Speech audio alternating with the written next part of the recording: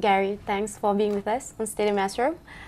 Just a quick one, like going back to August, and since you arrived in that month, and what was the actual reason that you say yes to Wolf? Like new appointment, new club, new environment. What was on the table offered to you? Yeah, the first thing is the size of the football club. It's a massive club. It's in the best league in the world. It has a fantastic playing group. An interesting challenge as well, where the new journey's sort of just starting, a big shift from sort of where it was, and we're starting from point zero now, and we're trying to progress it. Obviously, as a young coach, that sort of fits where I am and where I'm trying to get it to. And then just the people that I spoke to before, about the support that we have from the supporters, Matt Hobbs and the support staff that are here. Yeah, so a fantastic club to work at. I'm very fortunate to be working at such a good big club at such a early part in my career. Back to Bournemouth days, and when you knew that you were supposed to fill in the interim position as a caretaker, and then the outstanding wins and the unexpected safety from relegation and all that. What was the motivation shared with the players, knowing that you guys had to stay leadership, and then now suddenly you guys survive relegation? What was the ultimate motivation during that period? Yeah, I never really saw myself as an interim. I know I technically was, but because I'd known I wanted to manage for so long, as soon as I was given the opportunity, I was just like, I'm definitely ready. I've been getting ready for this for years, so let's go.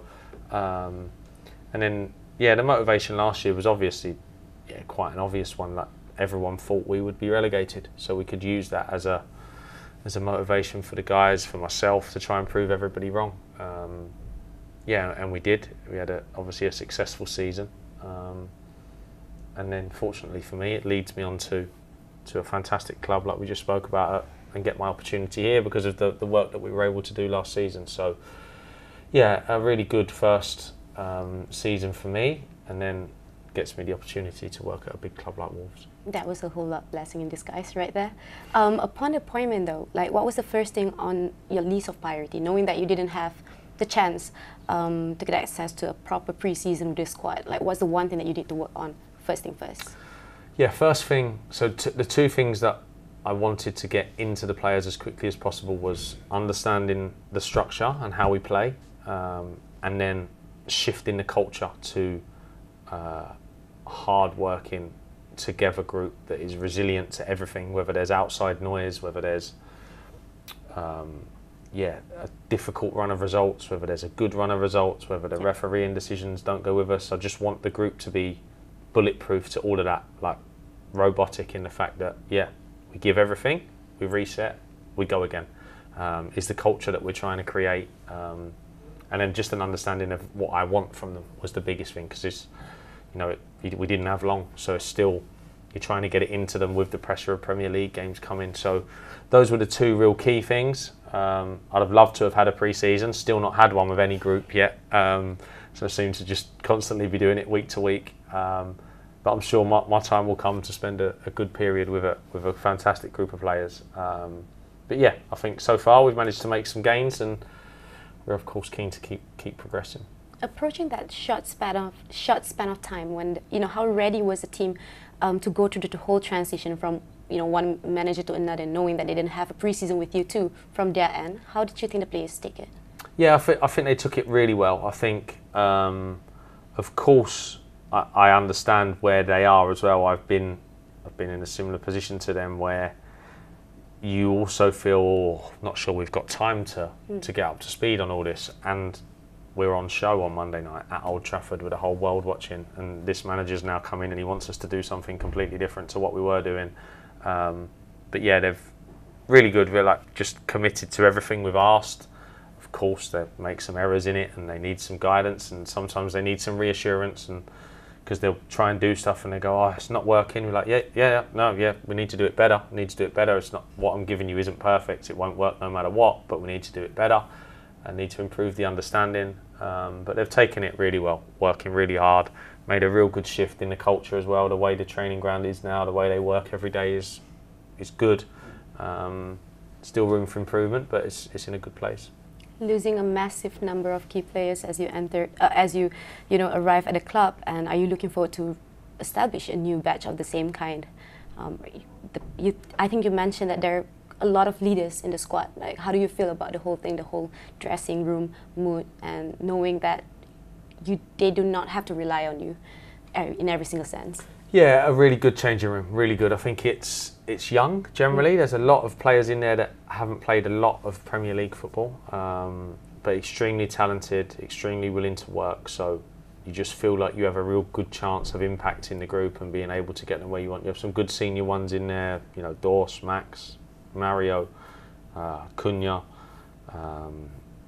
Sa, like ones that can lead and have some experience and can help guide the younger ones. But there's a real nice blend of ones that sort of know it and you can lean on them to help bring the others along. And then there's the other group that are new and you can just mould them into where you need them to get to. So good group that, excited to work with. You mentioned Matheus Cunha, what a player. I think you mentioned also in that game, after that remarkable win against Manchester City, that's probably the most disciplined game plan you've seen from him. Like, what are the untapped potentials that you want to work on with this player, specifically? Yeah, he's incredibly talented, like unbelievably talented, extremely hard-working, and now it's just trying to harness them both and making sure that he gets the most out of them and uses them at the right times and in the right areas. So don't need you being a fantastic player and showing how good you are here all the time. We need it to be here. So let's make sure we get you here.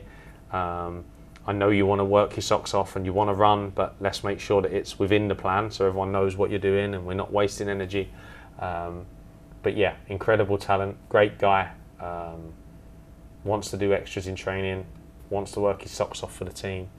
So yeah, delighted to have him as part of the group, and I'm sure I've spoken to him a lot. I'm sure we can improve his sort of numbers as well around goals and assists. Obviously, he's scored at Crystal Palace not too long ago. He got an assist again at the weekend against Manchester City, and missed a big chance against Liverpool, all because he's in that area. You know, even if the own goal doesn't go in when Pedro crosses it, he's sliding in to finish it. If he's not in the penalty area, causing the chaos that he does, Channy doesn't score. So just trying to make sure that he gets in that area to improve his numbers. But yeah, love working with him. Love to hear that. Do you already have a plan to strengthen the squad comes this January transfer window? Or you think whatever you have now is good enough to last for the season? No, I love what we have now.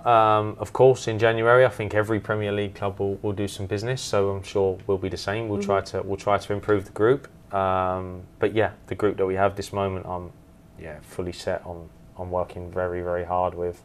And yeah, when January comes, we'll see what we need. There's one thing that Malaysian football fans want to know from you. Malaysia will be going against South Korea in the AFC grouping stage next January, and Hwang is definitely one of the players that we need to look out for. Yes. So they asked me to ask you this: what's the one thing that you love most about this player, and what's the one thing that our Malaysian defenders need to be worried about? He's extremely intelligent with his movement, so he runs in behind, lovely timing, good understanding of when to arrive in the penalty area. So as we've seen with his goals already this season, he has a really good knack of arriving in the right area. So yeah, I would tell the Malaysian defenders that whenever the ball's coming in the box, make sure you know where Channy is. Okay, one last thing. What's your most personal favorite memory as a manager at this club so far? Yeah, the win against Manchester City, but not only the win, the last few minutes where I just saw the team desperate to see it through and completely together with the supporters. The whole thing that we managed to create last week and carry out was, yeah, I enjoyed the last few minutes.